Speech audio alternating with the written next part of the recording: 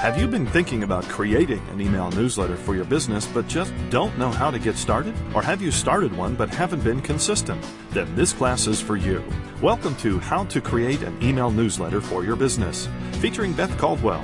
Beth is a small business expert, a publicist, and author of the popular book, I Wish I'd Known That, Secrets to Success in Business. She works with small business owners and entrepreneurs to create strategic public relations plans and affordable marketing programs to help them succeed in business.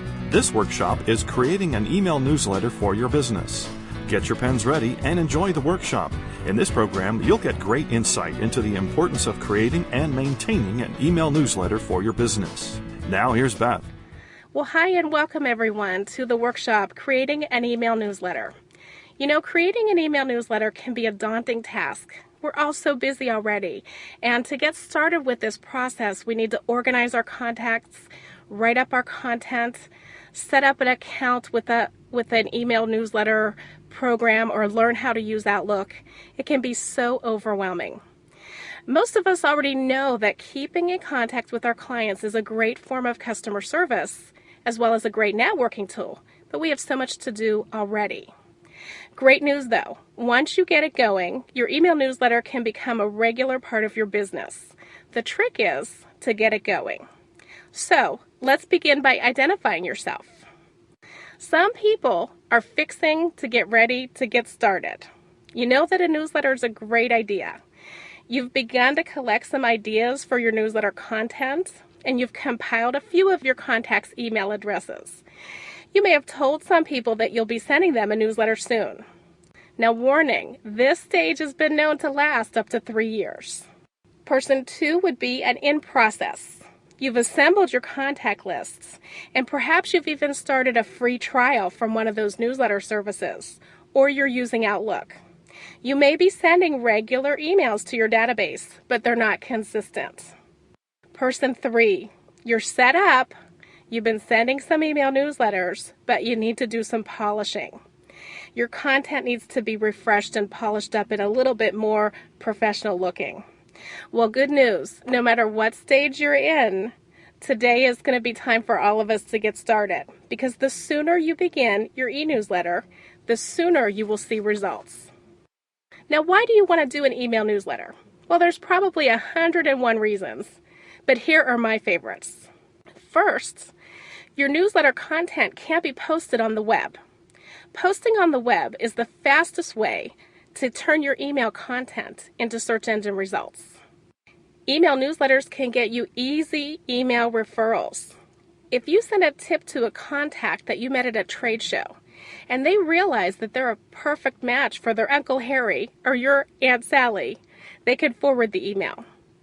Free and fast, and you've just been recommended.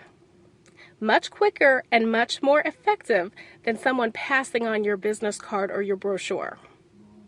Your content can establish you as an expert in your field and as a customer-oriented business. You can also create an instant relationship with a client on your hit lists. A competitor of yours may offer a sale or a special offer, but they can't compete with the relationship. IMT Strategies reported in 2007 that email news campaigns were 10 times more effective than direct mail. Your newsletter will provide an ongoing, non-aggressive tool that enhances your business relationships. It's a great way to upsell, resell, gain referrals from your current clients, because people do business with people they know and like. An email newsletter is a low-cost, very effective marketing tool. Often, when you send an email newsletter campaign, you will remind people of what they need or what they want. This is an instant form of communication that can allow you to earn money even when you sleep. Now, when you're creating your newsletter, many people need to decide: print, email, e-zine, or e-news. You know, every business is different. In general, I recommend that if you have an office where people are walking in, you should provide a printed version of a newsletter. This can be done as often as weekly or as infrequently as annually. Medical offices especially benefit from a printed newsletter because sometimes they have a waiting room with a lot of people in it who are there for a long time. So their waiting room should be well stocked with their information rather than other people's. If you don't have an office, then an email newsletter is a must. And a printed version can be mailed to clients if you like, but it's not always necessary. It's a good rule of marketing to touch your clients with a variety of marketing tools. A printed newsletter is less expensive than TV advertising and more affordable than personalized cards. It depends on where you are in your business and what you can handle. You should review your marketing tools each quarter, the same as you review your budget, to assess what's working and what's not, and what you can afford, time and money, plus what can be improved upon, or outsourced. If you rely on your website to generate business, then an email newsletter sign-up box is a fantastic way to keep in touch with visitors. In fact, I think it's an absolute must. I like to tell people, think of your website as your store in the mall. People come in, look around, they like what they see, they might make a mental note to check back with you when they need what you have to offer. If they share their contact info with you, you now have the opportunity to follow up with them and let them know you're the right person for the job. So pretend that your website is just like your store in the mall. When people come in and walk in and look around, you want to make sure that they remember you when it's time to come back. Now, I want to make a certain note here because some people get confused. E-zine is just a shortcut for electronic magazine. E-news or e-newsletter means electronic news. They're all the same. They're each a form of electronic or online marketing, and they're all just a part of your overall marketing campaign. You will want to have a strong marketing database. This is a part of your business inventory, and it's priceless. There are several ways to build your lists, and there is also a certain etiquette to follow. You can begin your email marketing campaign with as little as one person. If you have no one on your list, then set your goal for 25. If you're an established business, begin your database this way. First with current clients, then immediate past clients, your current hit lists. This should be people you already know, your networking partners, and your family and support system. Get in the habit of continually updating and adding to your lists. I try to do this myself each Friday, otherwise the task can become monumental. Once you have a regular newsletter, your list will grow because people will forward your email. You should be offering, as I said before, a sign-in or an opt-in box on your website. You can offer something in order to gain contact information. Whenever you do a speaking presentation or you do an exhibit or a vendor show, always include a sign-up sheet to receive your newsletter. When you meet people at an event or a networking get-together, ask them if they'd like to receive your newsletter. So here are the etiquette rules for building your newsletter lists. First, always have permission. Don't be aggressive or annoying. Don't beg for sales or referrals. Don't send out just sales and specials. Make your newsletter something worthwhile for the clients or the potential clients to read. Never share your lists. Be considerate, timely, and helpful with your content. Don't send more than 4 emails a month. Always be careful with etiquette because the last thing you want is for people to block you. You want to always be at the top of their mind, but in a good way, not in an annoying way. Okay? Next, we're going to choose a newsletter service. This is a very important decision, and there are a variety of options. Today, I'm going to tell you just about a few.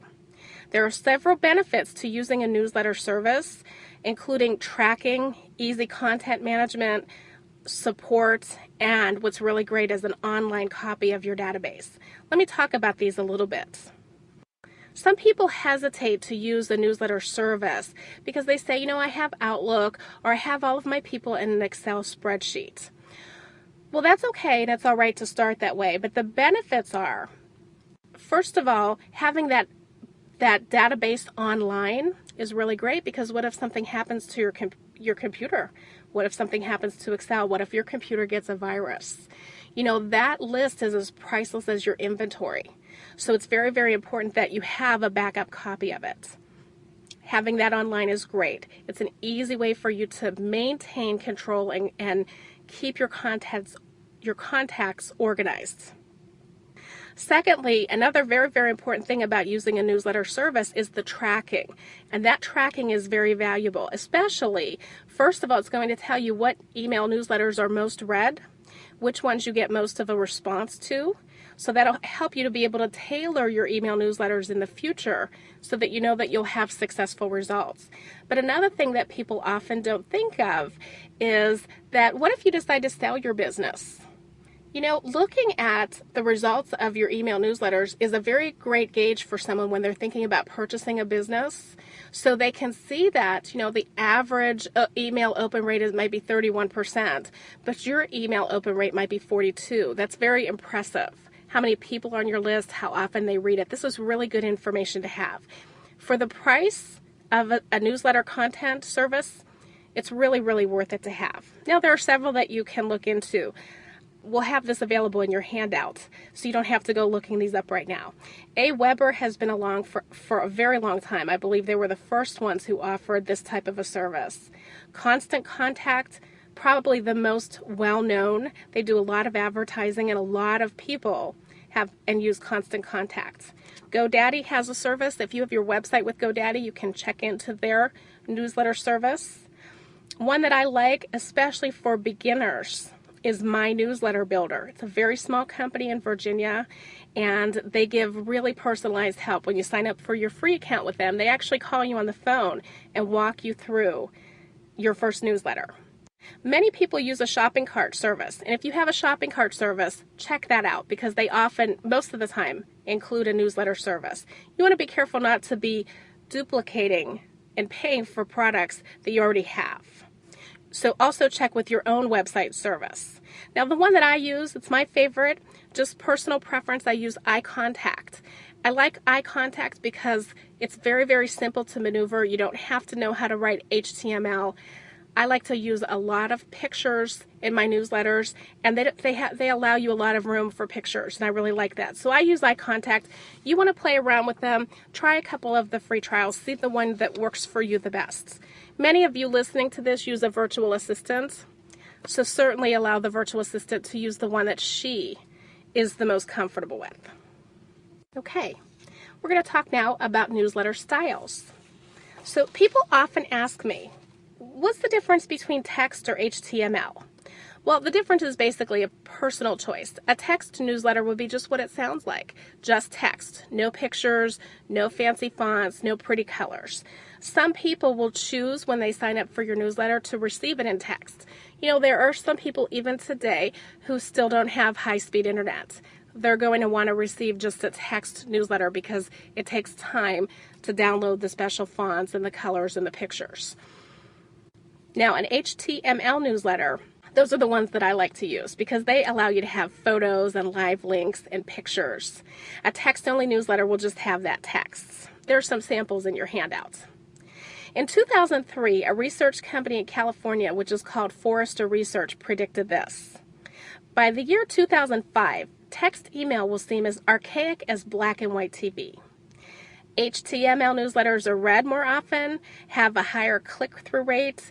HTML photos, which I'm just going to say from now on, I hate using that word HTML. I just say bright, colorful newsletters because that's really what they are. The bright, colorful newsletters are read more often. Like I said, they have a higher click-through rate. They also allow for a brand connection. So if you have a logo and your logo or your company message right at the top, you put that on every single one, it's going to begin to have people recognize your brand connection and your personal relationship. If you don't believe me, try this experiment. Send a photo of your pets, your vacation, or small adorable children, even if they're not your kids, and you're going to see what happens. You're going to get a tremendous response on that newsletter. So you need to figure out which style you prefer. Importantly, which style you think your clients will prefer. If you're using a service and you prefer text, do a test and see which ones are open more. You can send one in text and one in bright, colorful pictures and look at your clients and see which ones are being open more, and that's a really good gauge. Are you ready to create? This is my favorite part. Let's create your newsletter. First, you want to name your newsletter. Similar to naming your business, you know, your newsletter doesn't have to be the same name as your business. You want to pick something that's really catchy, very eye-catching, a little bit compelling, will make people curious to want to open that email. We're all getting so many emails. That subject line is a source of competition. So name your newsletter. Now, you can always change the name of your newsletter, just like you can always change the name of your business. But it's a really good idea to pick something, think it over. Don't be too impulsive on that. For example, with my women's organization, it's Pittsburgh Professional Women. Instead of calling my newsletter Pittsburgh Professional Women January News, I call it Clever Connections, because that's really a description of what we do in our organization. We cleverly connect women to support one another in business. I love the name Clever Connections. The way that I came up with that name is I just started writing down, and I do this with a lot of things that I create. Just start writing down the descriptive words of what you do or what you endeavor to do, and you'll begin to see some words that stand out. The name of your newsletter, just like the name of your business, should really reflect who you are and what you do. Like I said, you can always change it later, but it would be much, much better if you had a name and a purpose and some continuity. You also want to define your purpose. So you want to name your newsletter and then define the purpose. Usually you'll use that name in the subject line and the purpose in the headline. For an example, my newsletter for Pittsburgh Professional Women, Clever Connections. It might say Clever Connections, News for May. And then the opening, when they open the newsletter, they'll see my logo, Pittsburgh Professional Women. And right under that, I always have the same words. We help business women succeed. Says exactly what type of content they're going to find in that newsletter. And it's going to tell them if it's something they want to continue reading. So that's what happens when you name your newsletter and define your purpose. Two very important steps that have to take place before you begin creating. Next, you want to create your content and save your template. I really recommend that you send the same sort of newsletter every time, that you always have your company name or your company logo or your mission statement in the same place, that you always have your layout in the same way. There are several options that you can choose from when doing this, but I think it's a really smart idea to use the same layout over and over again. First of all, it's easy and familiar to your clients, and secondly, it's easy and familiar to you when you're creating. You simply create it the first time, and then as you reuse that same template, you're just changing out the texts. So you want to create your content, kind of have a vision of how you want that newsletter to look every single month, save that template, and then email it to your client list and repeat on a very predictable schedule. You want them to get in the habit of expecting to hear from you. All right, let me give you some tips on this part. First, assume that the person reading this knows absolutely nothing about you, nothing about your business, and make sure that when they're done reading, they know exactly who you are and what you offer. You want to aim for 25% self-promotion and 75% useful content. Let me explain what I'm talking about there. 25% wants of promotion for yourself. 25% of here are my services, here are my products, here's what I can do for you. 75% useful content, ideally around what you do. So if you're in the healthcare profession, useful content would be things about people's health, tips on getting enough rest, tips on getting enough sleep, tips on eating all your vegetables, whatever they would need. A lot of times you can say the top 3 things or the top 10 things or the top 7 things. Useful content, something that they can take away with that they didn't know before. On the other hand, I notice that people do this a lot. They'll give 100% useful content and they forget to promote their products and services. And I'm guilty of that. I used to do that in the beginning. So I see people tend to take it one way or the other. They are just selling their product and they're not giving any useful content, or they're giving tons of useful content and forgetting to sell. So aim for a 75-25. Keep your newsletter free of clutter and free of too much text. Have you noticed that people are getting a lot of emails and they will tend to skim? What I see is if you have too many words, they're not going to read it because they don't have time. So I recommend that you have pictures, text, make them in large, easy to read fonts, and no clutter, not too many pictures, certainly no ads, especially at the top, and easy to read, and especially easy to skim. Let me give you some ideas for content that you can put in your newsletter. Think of this. What are the top 5 questions that your new clients always ask you? When somebody who is just getting ready to hire you sits down with you for a consultation, what is it that they really want you to do for them? What are the top 10 problems that you solve for people? Has anything in your industry been featured in the news lately?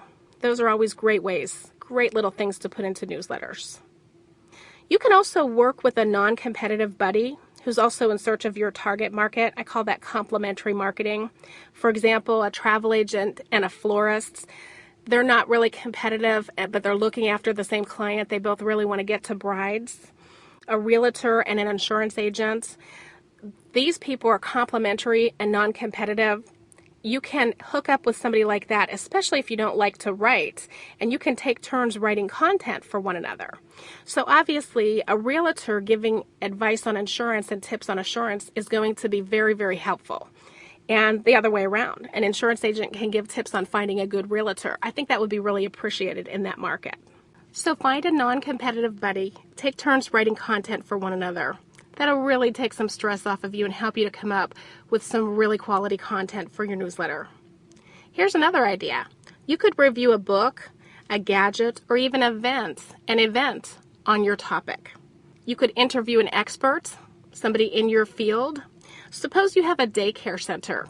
You could interview a pediatrician or an author who wrote a book on childcare, or you could use an interview and include that, or use an article of a well-known expert in the field. All of that is great content.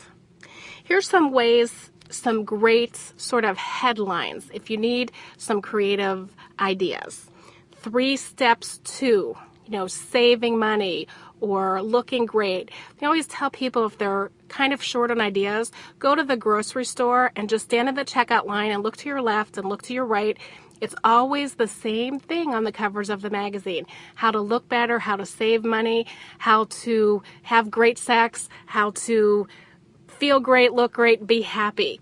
Every single month, it's the same headlines over and over again. They still continue to sell over and over again. So think of that type of thing. People want to feel good.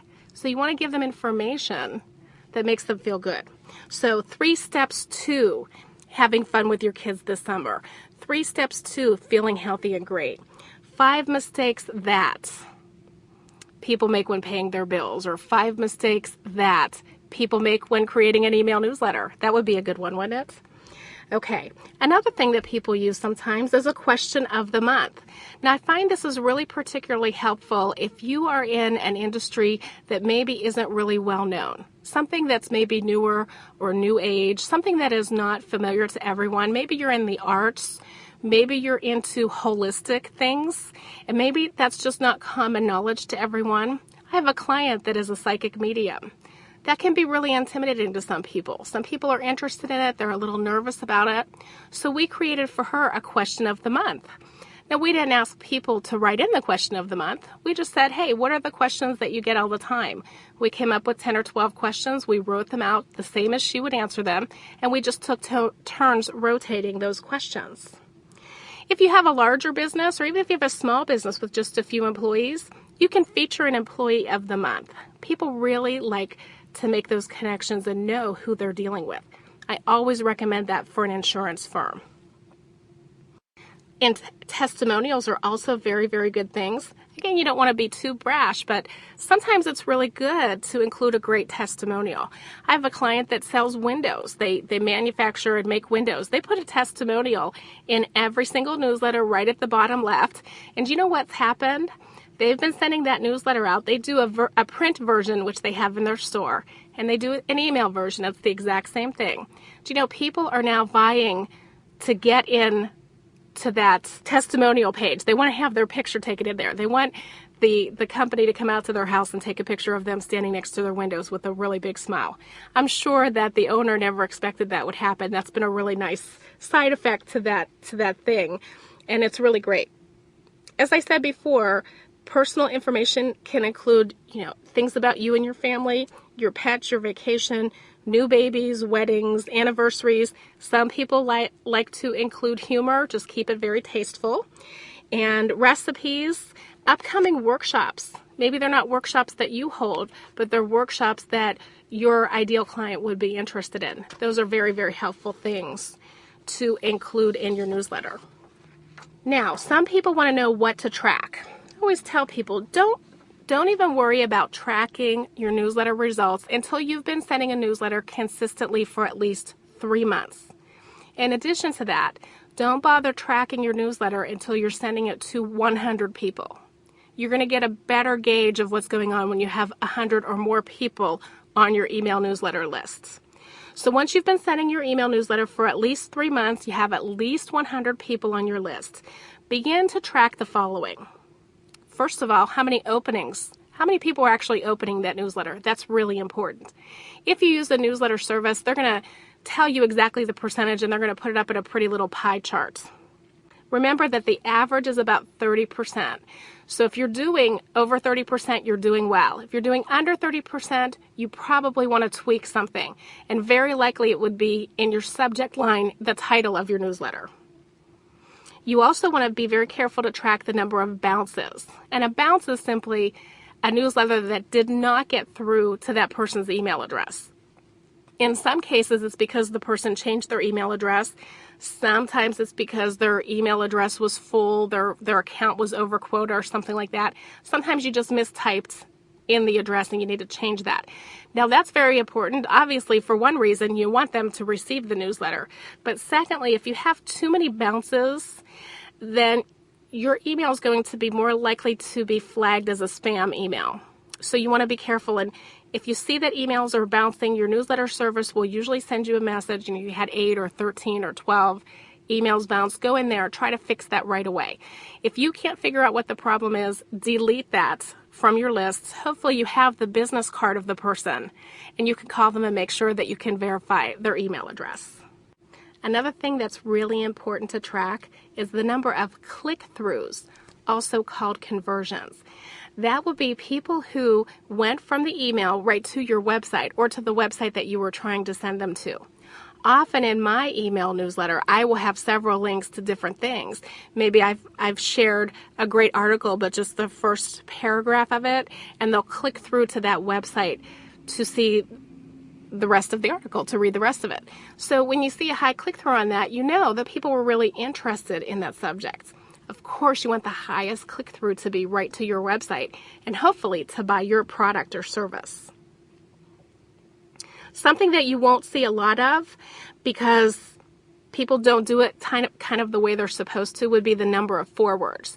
When you use a newsletter service, they want your readers to go down to the bottom of the email newsletter, and there's a little button that says forward this email to a friend, and they want your reader to put in their friends' names and email addresses, and in that case then these can be tracked and we can actually see so-and-so referred a client to you and they signed up for your newsletter list. I find that most people do not use that service. They will simply just forward your email to their friends. They won't go through the service. And how you'll realize that somebody has done that is when you read your number of opens report. You might have Susie Smith open the email 37 times. Well, you know, Susie probably didn't read that 37 times. She obviously forwarded it to a group of her friends. So in that case, you can see that Susie appreciated your content, but you just don't know who she sent it to. But that's something good to keep in mind. Also, you want to keep, and hopefully this will be very low, would be the number of complaints. Occasionally you'll get somebody, even if they've signed up for your newsletter list, even if they went to your website, they'll mark you as a spam. Hopefully that will be a very, very low number. I have several thousand people on my list. My complaint rate is like 0.02%. So one person at some time in the past year. And sometimes that happens by accident. People do occasionally remove themselves from your mailing list. And, you know, don't ever, let me just put an aside here, don't ever get offended or hurt feelings when that happens. Because remember, we're all getting so many emails. Sometimes people just don't have time to read them. They might unsubscribe and accidentally unsubscribe and report it as spam. So sometimes that's not even intentional. So be aware of the unsubscribe rate. If your unsubscribe rate is over 2%, you're doing something wrong. You need to fix it. If you don't know what it is, you want to get a second opinion, get a buddy or a coach to help you figure out what that is. But you want to keep that very, very low. So keep an eye on that number of complaints, and hopefully that is not something that you want to worry about. Now, as you're tracking these things, this is going to help you to learn about your readers' interests. Pay special attention to the dates and times that emails are open. You can get that in the report too. Now, if you have one email that just only 10% of people read, that's happened to me before, take notice of what day and time you sent that email. That may just be the problem. It could also be the subject line, but very often it's the date and time that you sent that email.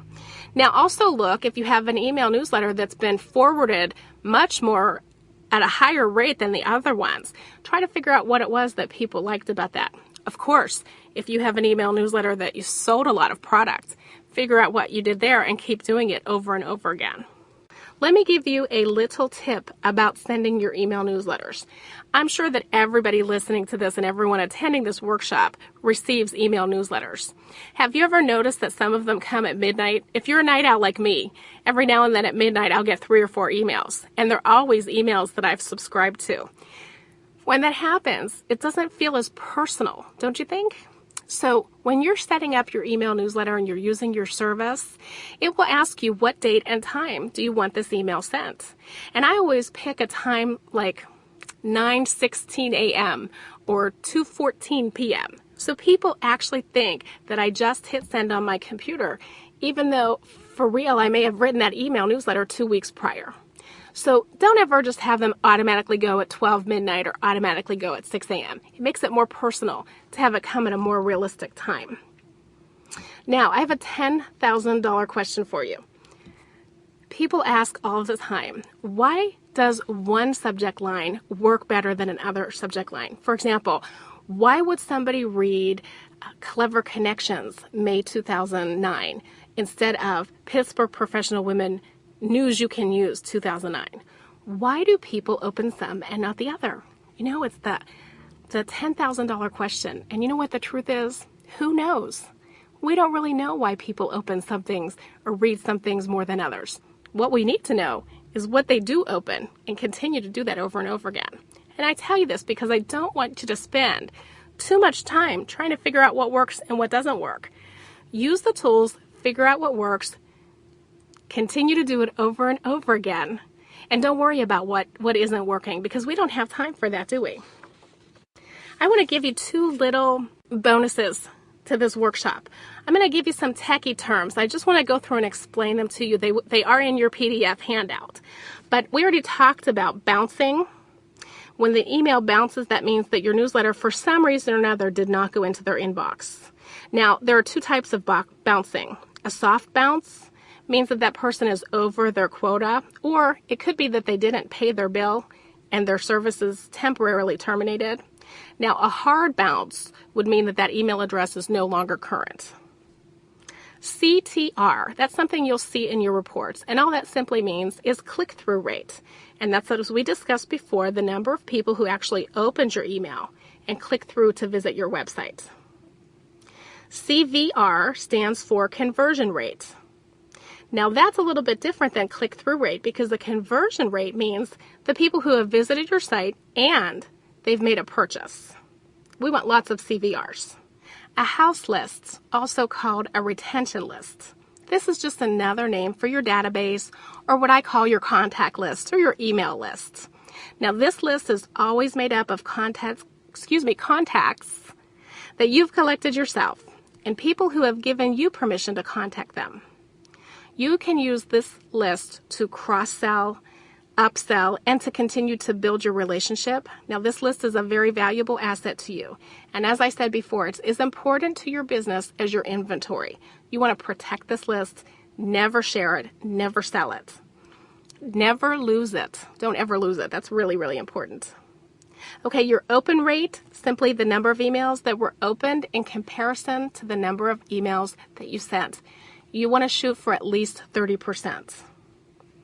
Opt-in. Opt-in is something that you will see commonly in email newsletter reports. And this is when someone visits your site and opts in other words, signs up for your email newsletter. Sometimes a contact service will ask you if you want a double opt-in, and what that means is when somebody goes to your website, they put in their first name and their email address, and then the newsletter service will email them and ask them to verify. You've probably done that several times. When an email comes to you into your inbox and it says, somebody visited this website and they asked to receive this newsletter. If this was you, click here. That's simply called a double opt-in. That sort of prevents spamming companies from stealing people's emails and signing people up for email newsletters that they really don't want to receive. Opt-out then would be a way that someone could unsubscribe from your email newsletter. An opt-out box is required by law to be at the bottom of every one or somewhere. Usually you see it at the bottom, somewhere in that email newsletter. And it'll say safe unsubscribe or click here to discontinue receiving this newsletter, something like that. That's an opt-out option. Okay, I'm sure you've heard of spam. We've all heard of spam. Another word for spam in the technical terms is UCE, and that stands for unsolicited commercial email. We want to stay away from those. And a whitelist, sometimes people will say, well, let me put you on my whitelist. What a whitelist means is people that have very sophisticated spam filters can whitelist your email address so that you will never go into their spam. So if you're somebody that they really want to read the emails, and sometimes because of too many links or too many photos, your email would go into spam, they can whitelist you in their email service so that your emails never go into spam. And that's called whitelisting. I want to give you a couple of additional resources. I find a lot of people really hate to write, and that's something that comes easy to me. So it was sort of hard for me to figure out why people didn't want to write, and I realized, everybody just doesn't have the same gifts and skills and likes that everyone else does. There's a wonderful resource. It's called ARA, and it stands for, I don't know what it stands for actually, but the website address is aracontent.com, and again, this is in your handout. This is a really great website, and I used to use it when I published a magazine all the time. They offer free articles that you can use as quality content, and all that they ask is that you give them credit for the article. You can go in there and you can find articles as little as 100 words up to 700 words, and they're very, very quality. Also, if you're a writer, you can submit your articles to ARA, which it's another whole subject for another different workshop.